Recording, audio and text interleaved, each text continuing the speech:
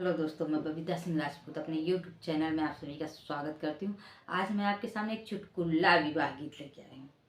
बहुत दर्द भरा, मज़ेदार, लेकिन चुटकुला नाच गीत है।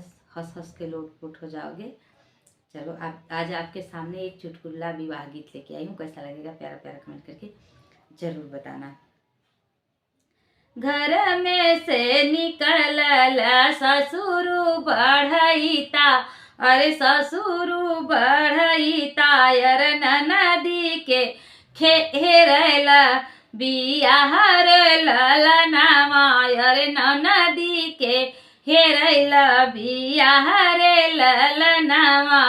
घर में से निकलले ससुर बढ़ईता, अरे ससुर बढ़ईता, अरे नदी के हेरला बियाह रे ललनामा, अरे नदी के हेरला बियाह रे ललनामा।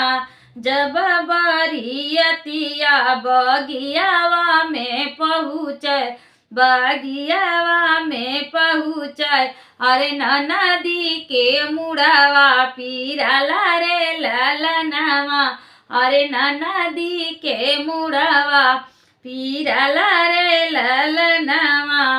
जब बरियतिया मड़उआ में पहुँचे, जब बरियतिया दुअरवा पे पहुँचे, दुअरवा पे पहुँचे, अरे नदी का पेटवा पीराला रे ललनामा, अरे नदी के पेटवा पीराला रे ललनामा, अरे नदी का पेटवा पीराला रे ललनामा।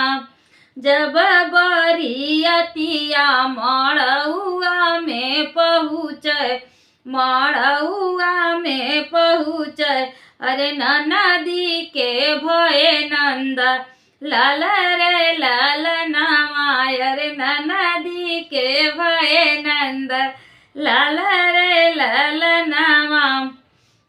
मुहावा रुमाल धई के हंसे बजनिहावा, अरे हंसे बजनिहावा, अरे बियाहल बजाऊं की बधाई रे ललनामा, अरे बियाहल बजाऊं की बधाई रे ललनामा। हंसी हंसी पूछल, हंसी हंसी पूछे, पंडिता के बेटा हुआ, पंडिता के बेटा हुआ, अरे सईती बिचारी की बियाह रे ललनामा, अरे सईती बिचारी की बियाह रे ललनामा। हाथावा पे जोड़ी धई रोवाला ससुर, अरे रोवाला ससुर, अरे अबाई जतरा खौपति राघव रे ललनामा, अरे अबाई जतरा खौपति राघव रे ललनामा, अरे अबाई जतरा खौ भगवान रे ललनामा।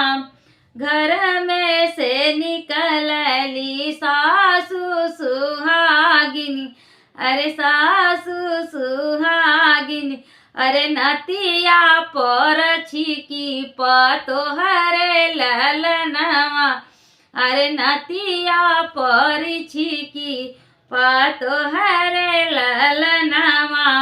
कहाँवा बीताय बेटा दिन दुपहरिया, अरे दिन दुपहरिया, अरे कहाँवा बीताय तू रात रे ललना, अरे कहाँवा बीतल सारी रात रे ललनामा।